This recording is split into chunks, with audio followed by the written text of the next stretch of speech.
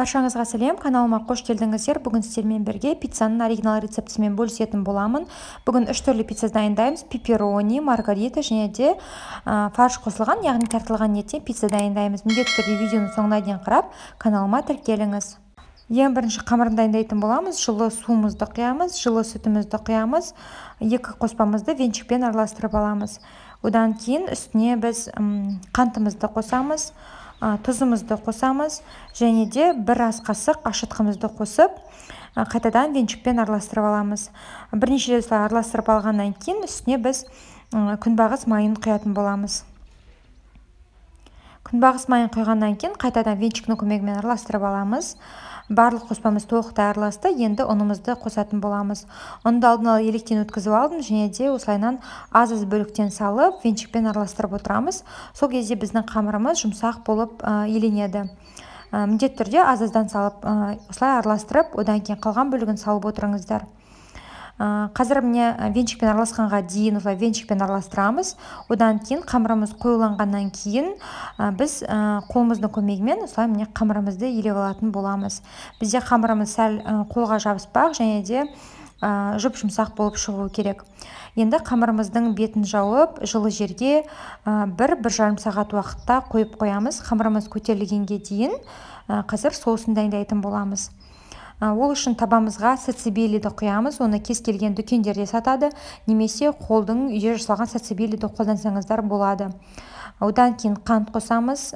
Қант пен сацебелиді бір рет осылайынан бұрқ еткенге дейін араластырып, лопаткамыздың көмегімен араластырып аламыз.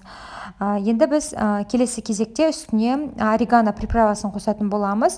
Орегано приправасын кез келген дәмдеуіштер, яғни приправалар сататын жерлерден тауып сатып алсаңыздар болады.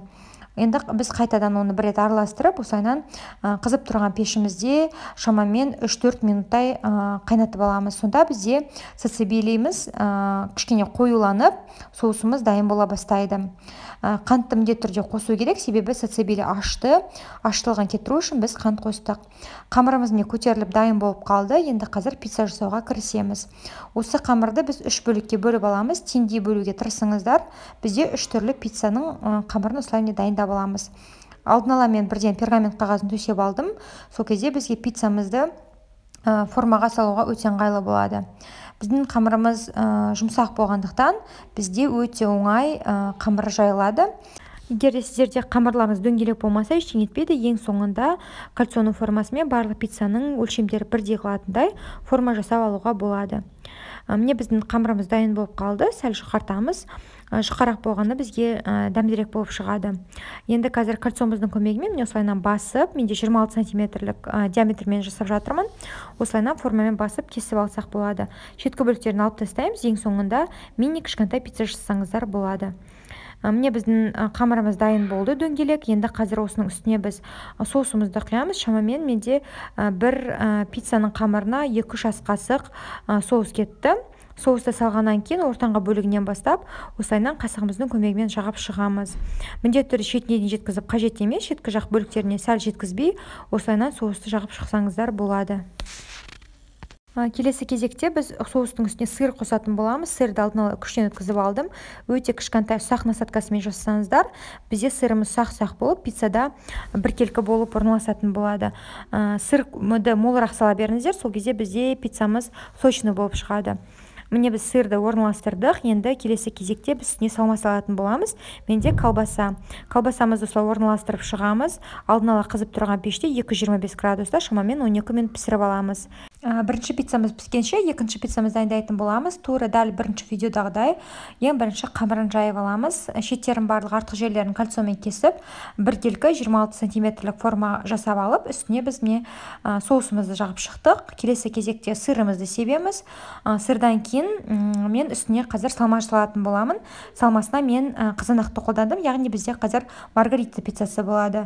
Қалаларыңызша басқа салмалар салсаңыздар да болады. Қазір мен қызанақ тоғыда орналастырып шығам. Менде қызанақ алдын ала мұздатқышта қатырылып тұрған дайын қызанақтарды қолданып жатырмын. Келесі кезекте бізде үшінші пиццамыз, ол тартылған етпен пицца болады. Фаршты алдын ала қорып алсаңыздар да болады, немесе осылайынан шеке күйінде сырымыздың үстіне орналастырсақ болады. Барлық пиццаларымыз біздің дайын болды. Барлық пиццаны 225 градуста алдын ала қызып тұрған пешімізде 12 минут шамасында пісіреміз. Духовкаңыздың қызуына байланысты көресіздер. Ең бірінші пиццамыз біздің пепперони. Міне қараңыздар, сыры осылайынан күшті болып созылып тұр, және де қамыры жұқа, сочный болып шықты. Келесі екінші пиццамыз бізде тартылған етпен пицца, өте дәмді болып шықты. Бірақ та фаршты алдын ала қорып алғандарыңыз дұрыс болады, өйткені мен шикідей салдым. Міне көріп тұрғаныңыздай кішкене фарш осылай жиналып қалады екен. Сондықтан алдын ала фаршты кішкене қорып алсаңыздар болады. Осы пиццаның дәмі өте ерекше болып шықты, маған қатты ұнады. Келесі пиццамыз бізде маргарита. Қарапайым пицца болса да дәмі өте ерекше болып шығады. Барлық пиццалар маған өте қатты ұнады. Міндетті түрде дайындап көріңіздер. Көріп тұрғандарыңыздай өте оңай жасалады, және де барлығы қолжетімді заттардан. Каналыма тіркеліп қоңырау белгісін басуды ұмытпаңыздар. Келесі кездескенше.